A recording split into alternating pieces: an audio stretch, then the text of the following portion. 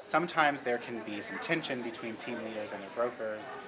Brokerage policies may be such that it kind of inhibits a team's ability to grow, Right. and there can be a lot of tension that happens there.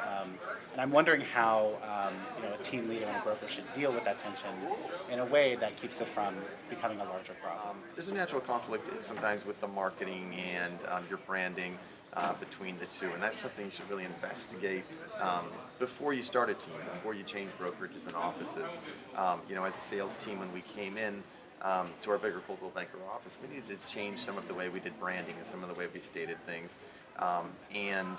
Although that sometimes feels a little bit limiting to a team, it's also just natural because you're asking the brokerage to take on more things, to build the foundation for you, to do the things maybe you didn't want to do, which is why you're not running your own shop anymore. So it's just one of those things. You just have to be accepting of the fact that you'd like your brokerage to be flexible and give you as much control as possible, but there is a framework and a foundation that you have to work within as a team. So when you're a team leader and you want to approach this topic with a broker, and maybe you have some specific things that are on your mind that you want to put on the table, how do you have that conversation with the broker? Coming in knowing why you've chosen to work with their brand and their platform, and then trying to work and basically develop something on top of that or in conjunction with them, so that maybe there is some flexibility that you hadn't seen yet. And maybe the broker's willing to give you a little more room than you thought initially, but if it comes from a place of conflict initially, it's probably not going to be a good meeting.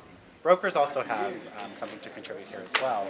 So if you're a broker and you want to impress two team leaders and their teams that you do have their best interests at heart, but you also have policies brokerage-wide that you need to uphold, how should a broker come at it from their angle?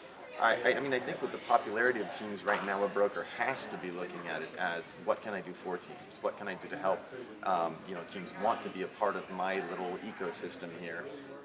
So it's setting those guidelines. Obviously, if you've got franchise rules, et cetera, that you can educate people up front with. Let the team know these are the rules and these are why they're here, but then also provide as much flexibility as possible, and maybe even foundational tools, training, whatever you need to help people say, not only do we want teams in our office, we'd like agents in our office to create more teams. I mean, there's efficiency, there's reasons that agent teams are becoming very successful.